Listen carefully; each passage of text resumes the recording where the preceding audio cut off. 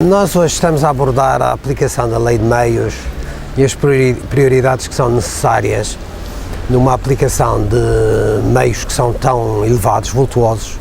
São quase 1.000 milhões de euros para aplicar na sequência da tragédia do 20 de Fevereiro e para os quais são indispensáveis prioridades. E este governo não se caracteriza, em regra, por ser certo na fixação de prioridades.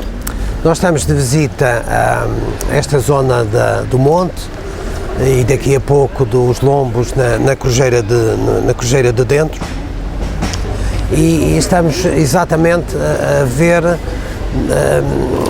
as áreas em que a Lei de Meios deveria ser objeto de intervenção, em que os recursos da Lei de Meios deveriam ser utilizados. De resto, recentemente, a Câmara Municipal de Funchal tornou públicos um estudo sobre 90 casas que estão em risco e é exatamente nestas situações onde são necessárias construir casas, construir infraestruturas, resolver os problemas das pessoas que a Lei de Meios deve ser utilizada. Eu defendo um plano público de reconstrução.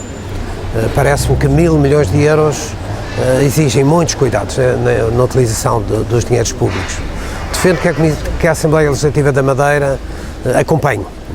Tenho uma comissão de acompanhamento do processo de reconstrução e defendo que os cidadãos e as forças vivas da sociedade madeirense possam intervir através de um conselho consultivo. Nada disto custa dinheiro e dão-nos a todos os madeirenses, dão-nos garantias que os 1.000 milhões de euros serão utilizados da melhor forma e não são desviados e desvirtuados como estão a ser em coisas que não são prioritárias e que não resolvem os problemas das pessoas. Como, por exemplo, em que situações é que está a ser desvirtuada a aplicação da Lei de Meios? Sabe que é muito contestado, controverso e inexplicado as opções que são tomadas, por exemplo, para o Aterro do Funchal.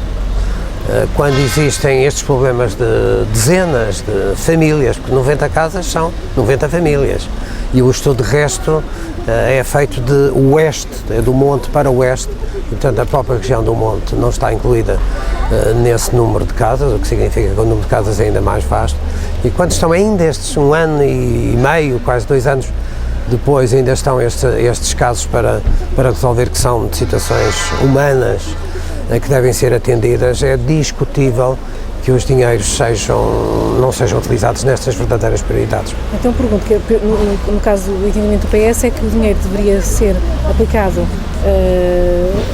em situações de famílias, de pessoas, e não propriamente em outros investimentos, é isso? Parece-me que a prioridade das prioridades são as pessoas. Não faz sentido que 2 anos depois as situações das pessoas estejam por resolver e que as situações nem estejam clarificadas, porque não se sabe o que será feito com esta situação destas 90 casas e 90 famílias. Essa é a prioridade. A outra são as infraestruturas. Evidentemente que as infraestruturas da cidade e que têm a ver com o dia-a-dia das pessoas e com a vida do turismo são evidentemente importantes e devem ser também tratadas num primeiro plano de prioridades. Tudo o resto deve ficar para um segundo plano.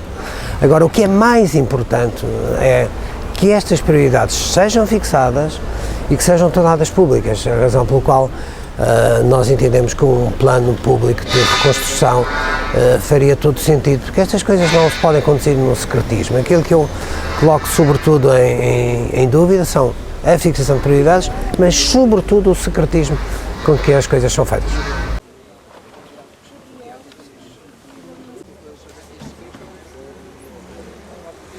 Não. Ela é sombria. Ela é muito boa.